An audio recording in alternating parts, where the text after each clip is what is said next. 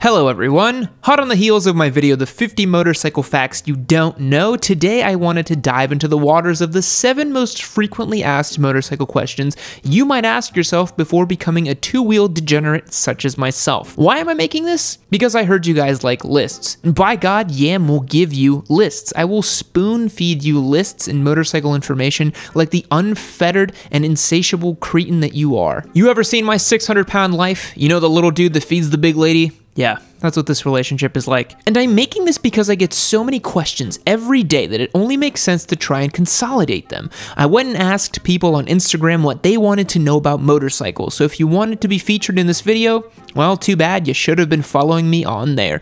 Before we begin, remember to subscribe, Turbo Busa or die. I'm giving away bikes, and I sure do appreciate likes. Okay, let's go! Question number 1. What are some essential modifications for motorcycles? I see this one really often. Guys and gals get into motorcycles and they realize there's plenty of aftermarket support and modifications they can apply to their bikes. Without a doubt, I think the number 1 modification you need to apply to any motorcycle are tank grips. That's a non-negotiable add-on for me, like bacon and avocado in my sandwiches, because I'm a man of many means. Tank grips help you stick to your bike when you're mid-corner because the rubberized material is grippier than a slippery gas tank, and it makes it more comfortable when you're going straight because you can really squeeze the tank with your legs, and it makes operating the bars way easier. Another essential modification in my opinion would be some sort of exhaust. Whether it's a slip-on or a full system, I think hearing your bike is one of life's simple pleasures. And yes, I know I kept the exhaust stock on my 675R, but I had a full system on my FZ09 and I loved it. Exhausts are a must in my opinion, as it adds plenty of character and flair to your motorcycle and makes the experience just even better. Question number 2. How old is too old? When is it too far gone? And when should you buy brand new? This one's really tough to answer in my opinion. I get this question a lot. It's the sort of thing where, and as much as I hate to say it,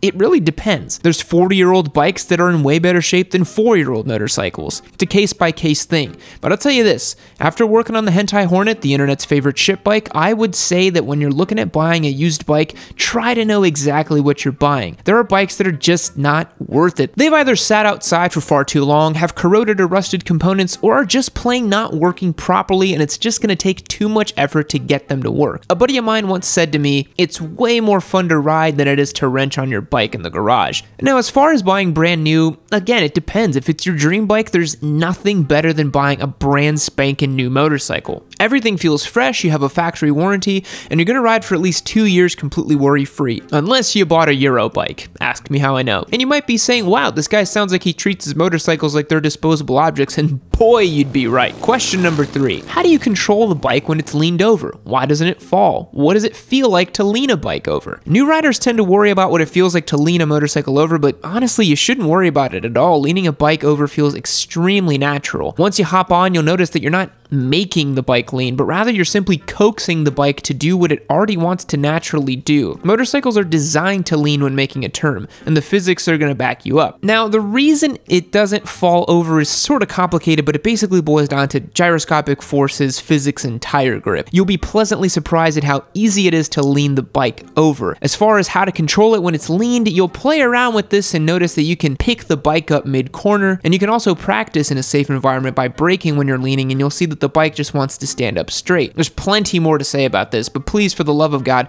don't grab a handful of brake while you're mid-lean. That's how you crash. Question number 4.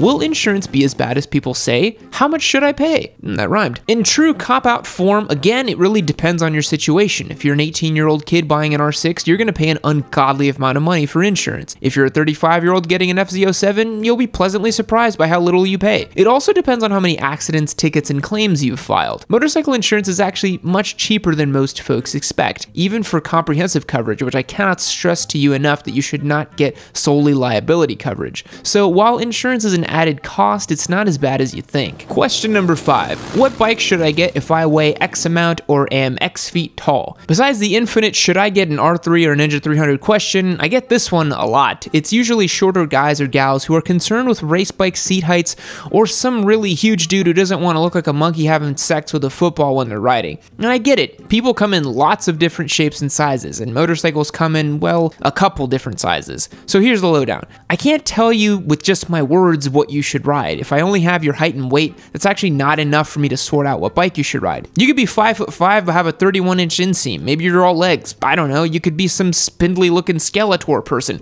Who's to say? So here's my advice. No matter what size you are, take a trip to your local dealer and sit on as many bikes as you possibly can.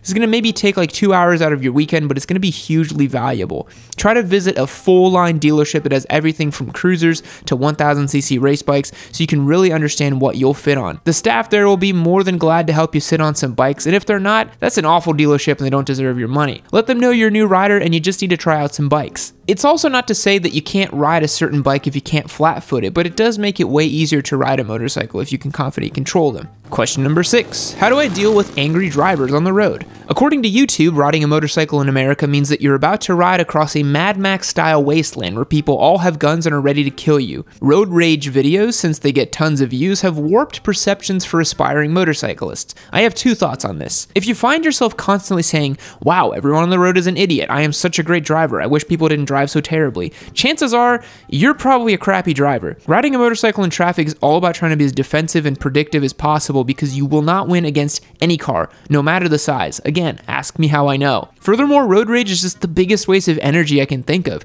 If someone cuts you off, just take a deep breath, realize that they probably didn't see you, and just keep cool. I'd say people only do things on the road with a malicious intent maybe like 0.1% of the time. Honestly, most times people just aren't paying attention, and it's not really worth it to risk your life over a small traffic incident. Ride safe. Ride cool. Road rage is for chumps and people who cannot control their emotions. Question number 7. Is rev matching beneficial? Why do bikers blip their throttles so much? Rev matching and downshifting properly is one of my favorite things to do on a motorcycle. It is so satisfying to blip your bike down a gear smoothly and effectively. I'm definitely going to make a video explaining the procedure because it truly is so fun. But yes, rev matching is beneficial, otherwise your clutch and transmission are going to take the full force of your downshift and you will definitely cause the bike to get unsettled unless you have a slipper clutch. And simply put, bikers blip their throttles so much because it's fun. Hearing your bike make noises is, again, one of life's simple pleasures. Also, it makes braking much easier. Using your engine to downshift and then braking as well will help you make your braking feel much smoother. Engine braking smoothly is a skill that's fun to show off too. It makes your braking before cornering seem extra cool. And who doesn't want to look cool on their bike? I know I do. Bonus question. Question number 8. When can you call yourself a biker? This is a problem I'm seeing a lot lately in motorcycling, and Angry Dad Lemmy from Revzilla talked about this in one of his videos. The idea of a real biker is pretty silly. It reminds me of the no true Scotsman fallacy, and even though it's lengthy, I think it's important to mention it. The no true Scotsman, or appeal to purity, is an informal fallacy in which one attempts to protect a universal generalization from counterexamples by changing the definition in an ad hoc fashion to exclude the counterexample. Rather than denying the counterexample or rejecting the original claim, this fallacy modifies the subject of the assertion to exclude the specific case or others like it by rhetoric, without reference to any specific objective rule. That's a little dense, but basically it works like this. Person 1 says, a motorcyclist wouldn't buy a Harley Davidson, and person 2 says, but my uncle rides motorcycles and he bought a Harley Davidson. And then person 1 says, yeah, but no real motorcyclist would buy a Harley Davidson. Put simply, if you ride motorcycles, you're a motorcyclist. You're a biker. There's no qualifications necessary. There's no prerequisite amount of mileage per year, and there certainly isn't a style of motorcycle that's more biker than any other. If you ride a motorized 2-wheel vehicle, you are a motorcyclist. Plain and simple. I think anyone who purposefully is dragging you down based on the style of motorcycle you like, the amount of mileage you're putting down, or anything else, is less of a motorcyclist for that. This is a small community and we don't need infighting. So if you see some BS like that, speak up. Let them know that that's a stupid way of looking at things. And honestly, no one is going to say that to your face that you're not a real biker, but in online spaces where we spend a lot of our time, you will see plenty of comments saying those things. So if you see them, speak up, reply, and let them know. All right, my boys, that's going to do it for today. What do you think? Did I cover enough questions? What other questions do you have for me? Let me know in the comments below. As always, thank you so much for subscribing, tuning into the channel. I live and thrive off this community. Thanks again to everyone who helped me out with this one on Instagram. I got hundreds of comments on there, and it really did help out with this video and gave me some ideas for future videos as well. So you guys roll. Also, I would be remiss not to mention our giveaway motorcycle. We've got a 2015 Yamaha FZ07 up for grabs. It's fresh, it's red, it's gonna be modded, and it's gonna be killer. You might have seen on Friday that our Hentai Hornet officially runs, which is amazing. It runs a little rough, but it does run, so that's pretty cool. Check out the details in the description below to find out how you can enter for free to win it and the FZ07. Turbo Busa, Yammie Noob out. See you later. Fact. Nicolas Cage once bought a pet octopus because he seriously believed it might help with his acting. Goodbye.